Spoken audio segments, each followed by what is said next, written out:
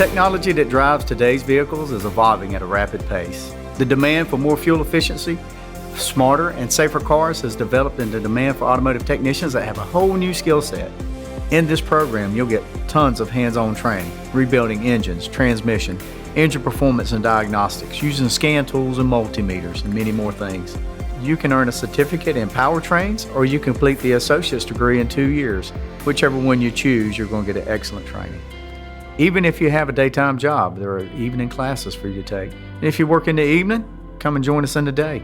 The job market is wide open in Gaston and Lincoln counties, as well as North Carolina and across the states. That means that the market for a beginning technician is open immensely. Every shop is looking for a technician to come and fill a spot.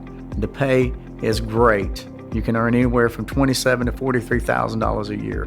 Once you get to 5 years and 6 years experience, your income could grow to $80,000 a year. A good reason to choose this program is because of high demand, high wages, and you'll never be unemployed.